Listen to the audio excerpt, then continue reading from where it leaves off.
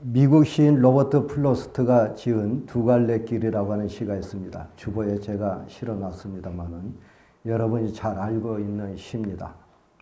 단풍 든 숲속에 두 갈래 길이 있더군요. 이렇게 시작이 됩니다. 마지막 소절을 보면 오랜 세월이 흐른 다음 나는 한숨 지으며 이야기하겠지요. 두 갈래 길이 숲속으로 나 있었다. 그래서 나는 사람이 덜 밟고 덜 밟은 길을 택했고 그것이 내 운명을 바꾸어 놓았다라고 이야기하겠지요. 그런 시입니다. 이 시에서 시인은 사람들이 많이 밟는 길과 사람들이 덜 밟는 길로 나눕니다. 두 갈래 길이 있다는 거죠. 그렇지만 이 시인은 사람들이 덜 밟은 길을 선택하여 갔다고 그렇게 말합니다. 그것이 자신의 운명을 바꾸어 놨다는 겁니다. 우리 앞에도 길이 있습니다. 우리 앞에 놓인 길은 어떤 길들이 있을까요? 우리는 또한 어떤 선택을 할까요? 어떤 길을 선택해야 할까요? 오늘 예루살렘에서 다메섹으로 가는 길에 사울과 함께 동행하면서 우리가 선택해야 될 길이 어떤 길인가를 묵상하도록 하겠습니다. 먼저 1절과 2절 말씀을 보면 사울은 자신의 신념에 따라서 박해의 길을 갔습니다. 오늘 본문은 사울이 주의 제자들에 대하여 여전히 살기가 등등했다라는 말로 시작합니다. 여전히 살기가 등등했다. 여기서 여전이라고 하는 말씀은 7장에 나오는 스데반 순교와 관련되어 있는 것 같습니다. 7장 58절을 보면 사람들이 스데반을 성 밖으로 내치고 증인들은 옷을 벗어서 사울의 발 앞에 두었다라고 했습니다. 그러자 사람들이 스데반을 돌로 쳐 죽였습니다. 8장 1절에 보면 사울은 그가 죽임당함을 마땅히 여겼다라고 했습니다. 말하자면 사울은 스데반 순교의 주도적 역할을 했다는 겁니다. 스데반이 순교한 이후에 사울은 여전히 살기가 등등했습니다. 여기서 등등하다라고 하는 헬라어의 기본 의미는 숨을 헐떡거리며 쉬다라고 하는 의미가 있습니다. 말하자면 살기가 등등했다는 말은 살기가 어찌나 위협적이든지 숨을 헐떡거리면서 위협적이었다 하는 그런 말씀입니다. 따라서 사울의 박해가 굉장히 잔인했을 뿐만이 아니라 적극적이었고 그리고 능동적인 행동이었다라고 하는 것을 짐작할 수가 있습니다. 당시 대제사장은 70명으로 구성된 사내들인의 의장이었습니다. 그는 국내외에 있는 모든 유대인들에 대한 사법권과 행정권을 로마로부터서 위탁받아 있었습니다. 따라서 사울이 다메섹의 그리스도인들을 체포하려면 대제사장의 공문이 반드시 필요했던 거죠. 그래서 대제사장에게 공문을 요청했던 겁니다. 사울이 그 공문을 가지고 예루살렘에서 다메섹으로 갑니다. 다메섹은 예루살렘 동북쪽 240km 정도 거리에 위치한 고대 도시입니다. 지금은 시리아의 다마스쿠스라고 합니다. 이 다메섹은 삼면이 산악지대로 둘러싸여 있는 고원지대에 위치한 도시입니다. 그것은 초대교회 당시만 해도 유대인들이 많이 살고 있었습니다. 주후 66년에 네로 황제의 박해 당시에 다메섹에서만 1,500명의 유대인들이 학살당했다는 요세푸스의 보고서가 있습니다. 이 보고서에 따르면 그만큼 유대인들이 다메섹에 많이 살고 있었다는 것을 보여주고 있는 거죠. 그리고 오늘 본문에 보면 그리스도인들도 다메섹에 많이 거주하고 있었다는 겁니다. 언제부터 그리스도인들이 다메섹에 거주했을까요? 아마도 스데반 순교 이후에 8장 1절로 3절을 보면은 스데반 순교 이후에 예루살렘의 박해가 시작될 때 많은 그리스도인들이 예루살렘을 떠나서 여러 지역으로 흩어졌다는 말씀을 우리가 읽어볼 수 있는데, 그때 많은 그리스도인들이 다메섹으로 이주하지 않았을까, 이렇게 추정이 됩니다. 또한 그들로부터서 복음을 전해받았던 유대인들도 다메섹에 많이 있었을 것으로 추정이 되기 때문에 다메섹에는 이미 그리스도인들로 가득 찼다고 봐도 틀림이 없을 것 같습니다. 그들을 가리켜서 사울은 말하기를 그 도를 따르는 사람이라고 말합니다. 그 도를 따르는 사람. 그 도라고 하는 이 도는 한자어인데 우리말로 하면은 길이라고 하는 겁니다. 그 길을 따르는 사람. 그 길이 누구의 길일까요? 그리스도의 길입니다. 그리스도께서 가시는 그 길을 따르는 사람들, 그 사람들을 체포하여 예루살렘으로 압송하려고 사울이 다메섹으로 가고 있었다고 하는 이야기입니다. 사울이 가고 있는 다메섹의 길은 그리스도인에 대한 박해의 길이었습니다. 그것은 율법에 대한 열심 때문이었지요. 사울은 율법을 철저하게 지키기 위해서 자신이 선택한 길이었습니다. 그 길이 그리스도인들을 잡아다가 압송하여 박해하려고 했었던 박해의 길이었던 거죠. 그 길은 사울의 신념을 반영한 길이었던 것을 알 수 있습니다. 여러분은 어떤 신념을 가지고 사십니까? 신념을 추종하면 그것이 이념이 됩니다. 이념은 결국 타인을 해칠 수 있습니다. 이념을 신봉할 때 자신의 생명도 망가뜨리고 타인의 생명도 해칠 수가 있습니다. 그것은 우리나라 현대사에서 우리가 너무 많이 경험을 했습니다. 그럼에도 우리는 너무나 이념화되어 있습니다. 누구든지 좌우의 이념의 노예가 되어 있는 것 같습니다. 내 편이 아니면은 적으로 간주를 합니다.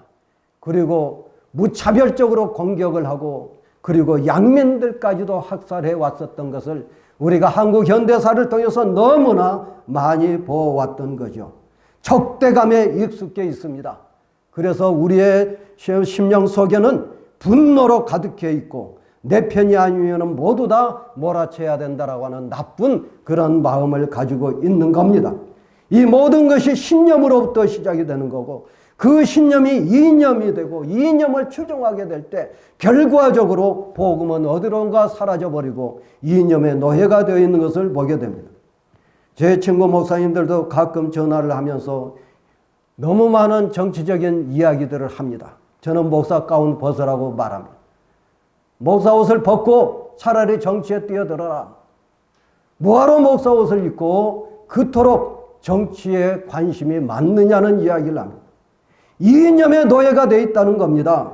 복음이 이념을 다스리고 지배해야 되는데, 이념이 복음을 다스리고 이념이 교회를 다스리고 그리스도인들을 다스리고 있다는 거예요.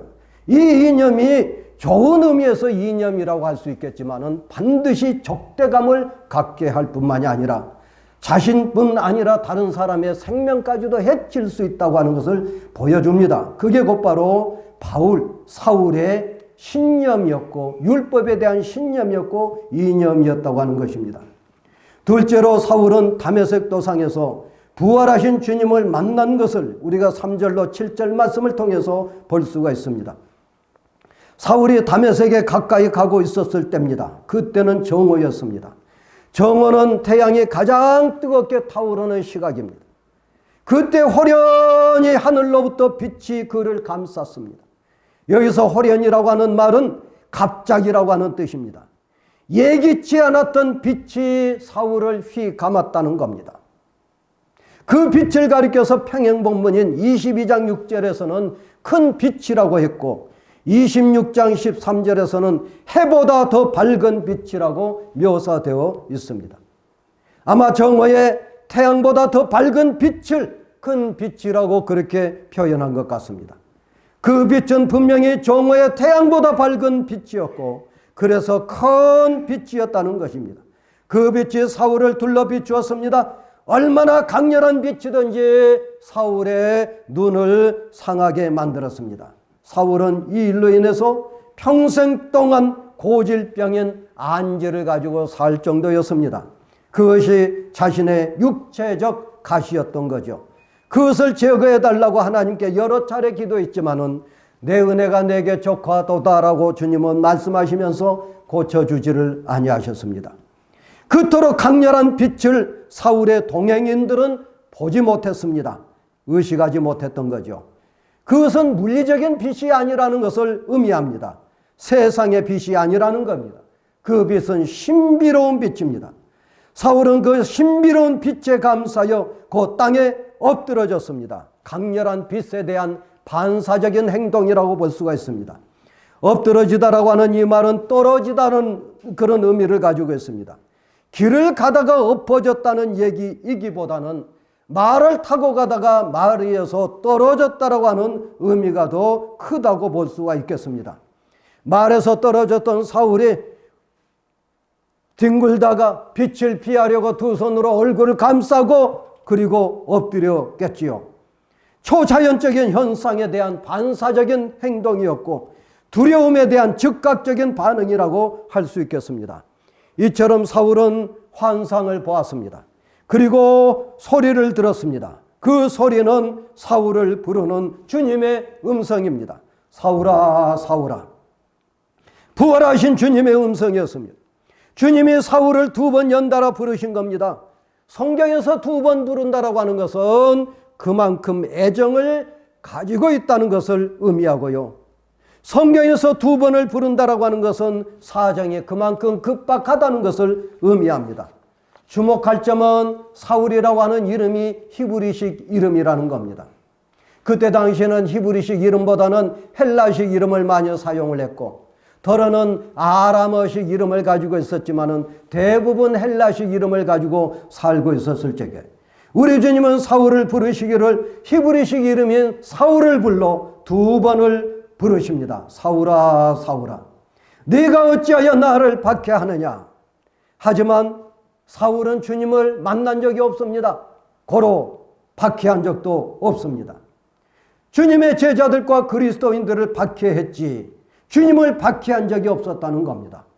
그럼에도 불구하고 주님은 박해를 받고 있는 그리스도인들을 자기 자신과 당신과 동일시하여서 어찌하여 나를 박해하느냐라고 그렇게 질문하고 계신 겁니다. 사울은 얼굴을 감싸고 엎드린 채 주님께 여쭈었습니다. 주여 누구시니까? 여기서 주니 주여라고 하는 이 주님이라고 하는 말은 그분이 하나님이거나 예수님이라고 하는 사실을 염두에 둔 호칭이 아닙니다. 사울은 자기를 부른 이가 누구인 줄을 몰랐습니다. 적어도 초자연적이고 강력한 어떤 힘 앞에서 자신의 나약함을 자백하고 고백한 호칭인 것을 알 수가 있습니다. 자신이 나약하다는 것을 비로소 인식한 거지요. 초자연적인 강력한 힘 앞에서 누군가를 부르는 그 말로 주여라고 하고 불렀던 것입니다. 이는 살기가 등등한 방금 이전의 모습과는 전혀 다른 모습입니다. 그리스도인들을 박해하여 압송하려고 나갔던 그런 사울이 아니었습니다. 너무 연약하고 초라한 자신, 초자연적인 현상 앞에서 초라하게 변해버린 자기 자신을 인식하고 주여 당신은 누구시니까 하고 여쭈었던 겁니다. 주님은 대답하십니다. 나는 내가 박해하는 예수라. 나는 내가 박해하는 예수라. 주님은 박해를 받고 있는 모든 그리스도인들과 당신을 일치화시키고 있습니다. 그리스도의 이름 때문에 고통받고 있는 이들이 곧바로 그리스도 자신이라는 뜻입니다. 그리스도로 인하여서 고난을 받고 있는 이들은 예수님 자신이라는 겁니다. 그렇게 자신을 밝히신 후에 주님은 사울에게 미션을 주십니다. 너는 일어나 시내로 들어가라. 시내는 다메섹 성을 가리킵니다. 주님이 다메섹 성으로 들어가라고 명령하십니다. 이거는 신적 권능을 가진 명령입니다. 이 명령을 거부할 자는 세상에 아무도 없습니다. 제 아무리 사울이라 하더라도 지엄하신 주님의 명령을 따라야 했습니다. 시내로 들어가면 네가 행할 것을 이룰 자가 있느니라. 사울의 회개를 도와줄 사람을 준비해 놓았다고 하는 겁니다. 10절 이하에 보면 나옵니다. 그가 바로 아나니아라고 하는 것을 우리가 알 수가 있습니다. 주님께서는 다메섹 도상에 있는 사울에게 환상을 보여주시고 동시에 주님께서는 다메섹에 있는 아나니아에게 환상을 보여주셔서 이처럼 사울을 회개시키기 위해서 아나니아까지 준비해 놓으시고 그리고 다메섹으로 들어가라고 주님께서 사울에게 명령하신 겁니다. 이것이 바로 박해의 길을 가고 있었던 사울에게 주신 주님의 첫 번째 미션입니다. 그때 사울과 동행하는 이들이 있었습니다. 그들이 몇 명인지 누군지는 우리는 알 수 없습니다. 그러나 그들은 다메섹 도상 사건에서 소리만 들었지 보지는 못했다고 했습니다. 여기서 그들이 들었던 소리는 사울의 소리지 주님의 말씀은 아닌 것 같습니다. 다메섹 도상의 사건은 동행인들과는 전혀 관계가 없는 사건이었거든요. 신비로운 환상을 보지 못한 동행인들은 신비로운 주님의 음성을 들을 수가 없었습니다.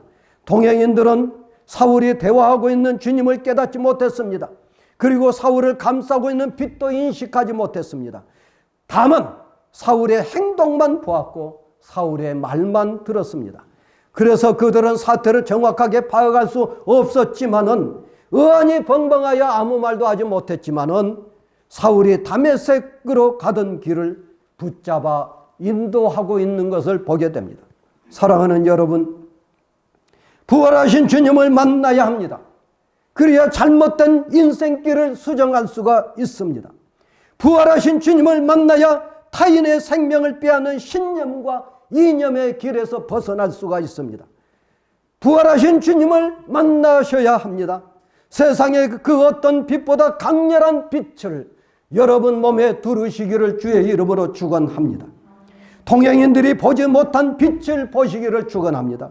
동행인들이 듣지 못한 주님의 말씀을 여러분 모두 들으시기를 축원합니다. 그리고 몸부림칠 때에 주님은 우리에게 행할 것을 지시하시고 명령하십니다. 미션을 주신다는 거죠. 사명을 주신다는 것입니다. 셋째로 사울은 붙잡혀 구원을 얻는 생명의 길을 갔습니다. 주님으로부터 미션을 받았던 사울이 땅에서 일어났습니다. 일어나서 눈은 떴지만은 아무것도 보지 못했습니다. 그가 눈을 떴지만은 어떤 상황이었는지 알아보고자 눈을 떴지만 볼 수가 없었습니다. 강렬한 빛을 경험한 순간부터 땅에서 일어서는 순간까지 아무것도 보지 못했습니다. 강렬한 빛을 경험하는 동안 아무것도 볼 수가 없었습니다. 그가 주님의 음성을 듣는 동안 그 누구도 볼 수도 없었습니다.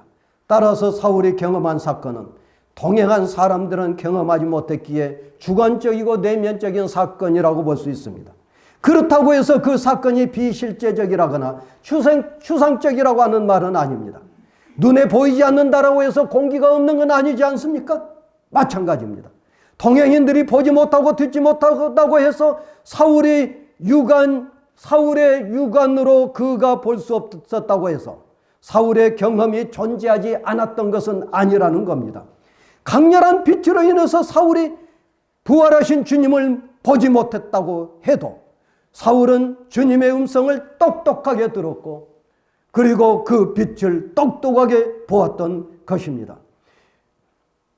그리고 동행하는 이들은 사울을 붙잡고 다메섹으로 갔습니다. 다메섹에 들어간 사울은 사흘 동안 보지 못했습니다. 먹지도 못했습니다. 마시지도 못했습니다. 단지 물질적인 신진대사가 중단되었다는 말이 아닙니다. 사울의 내면 세계에 큰 변화가 있었다는 것을 의미합니다. 심리적이고 정신적이고 영적인 측면의 변화가 왔다는 것을 가리킵니다. 돌이켜보면 사울은 바리새인 중에 바리새인이었습니다. 당대 최고의 랍비 가말리엘에게서 율법을 배웠습니다. 배운 대로 철저하게 율법을 지켰습니다. 그것을 자신의 의로 여겼습니다.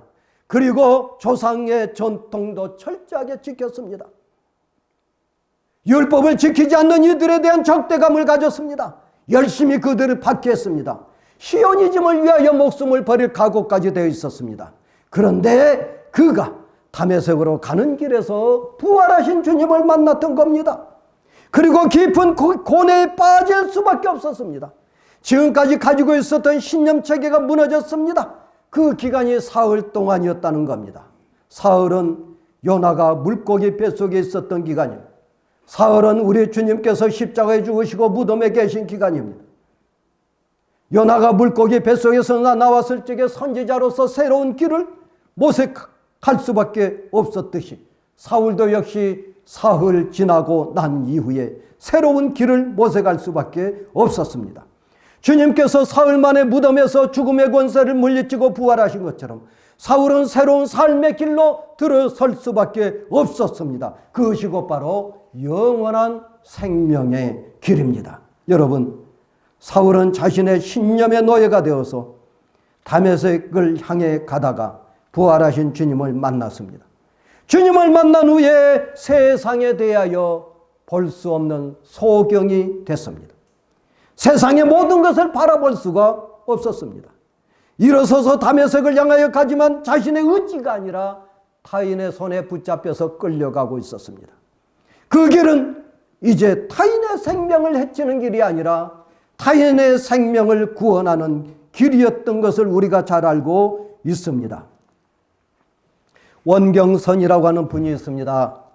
원경선은 화학 비료와 농약을 쓰지 않고 자연의 힘만으로 농작물을 키우는 이른바 유기농 농법의 선구자입니다. 식품그룹 풀무원을 창립했던 분이죠. 원경선은 평남 중화군 상원면에서 태어났습니다. 보통학교를 졸업할 때에 아버지가 갑자기 세상을 떠났습니다.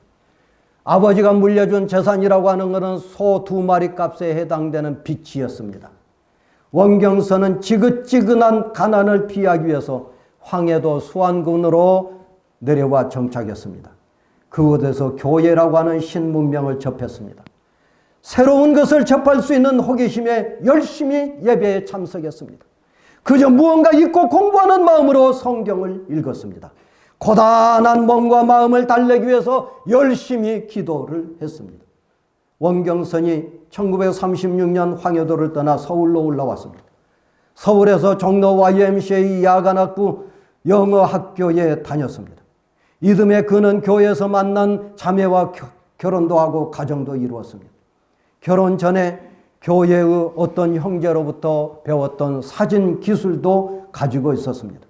사진관 운영은 꿈도 꾸지 못했지만 사진기 하나를 빌려서 잔칫집 등을 돌면서 돈을 벌 요량이었습니다. 1938년 여름이었습니다. 파고다 공원, 지금 탑골 공원에서 무작정 고객을 기다리고 있었습니다. 그때 두 청년을 만났습니다. 그들은 자기 자신을 소개하기를 동경 유학생이라고 소개했습니다. 그들은 친구들과 북한산 소풍을 가겠다면서 출사해달라고 요구했습니다. 이튿날 어머니 배웅을 받고 도남동 전차 종점에서 내려서 그들을 만났습니다. 찜찜했습니다. 그렇지만은 돈을 벌 요량으로 아리랑 고개를 지나 정릉 골짜기에 접어들었습니다. 구슬비가 내렸습니다. 안개가 자욱했습니다. 그들은 산행 끝에 북한 성문 어귀에 이르렀습니다. 그들은 더 깊은 숲속으로 원경선을 유인했습니다. 아무래도 분위기가 좋지 않았습니다. 그는 말을 했습니다. 오늘은 안개 때문에 사진이 안 나옵니다. 내일 만나서 찍어드리죠. 간신히 그들을 떨쳐버리고 그곳에서 벗어났습니다. 그 다음날 도남동 전차역에 나갔지만 그들은 눈에 보이지 않았습니다. 석 달 후였습니다. 석 달 후에 신문에 대문짝만 한 사건이 보도가 됐습니다. 정릉 백골 사건입니다. 서울 도렴동 문화사진관 17살 먹은 소년 사진사가 전신에 돌을 맞아 백골이 되다시피 해서 발견됐다는 이야기입니다. 범인은 유학생으로 사칭한 두 사람이었습니다. 그들은 형제였습니다. 그러나 그들이 어디로 갔는지 경찰이 잡을 수가 없었습니다. 그들은 이미 절도죄로 형무소에 들어가 있었기 때문이었습니다. 원경선은 그 사건을 신문을 보고서 바로 경찰서로 찾아갔습니다.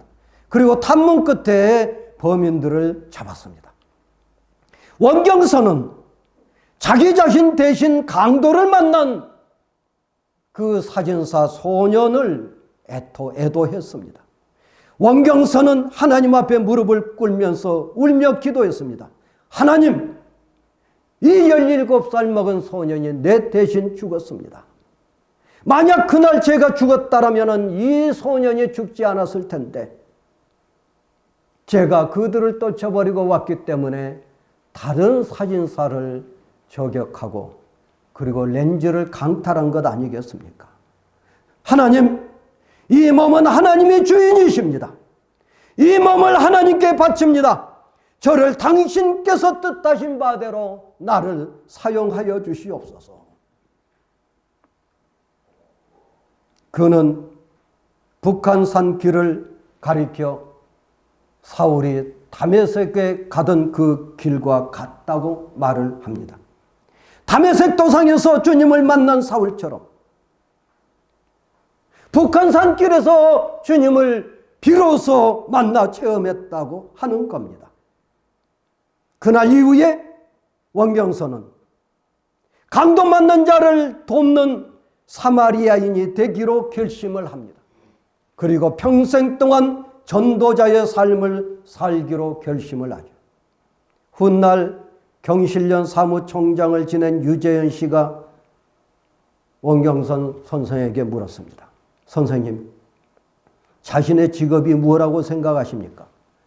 원경선은 주저없이 대답을 했습니다. 전도자입니다. 내 평생의 직업은 오로지 전도하는 농부올시다. 원경선은 그렇게 주저하지 않고 대답했습니다.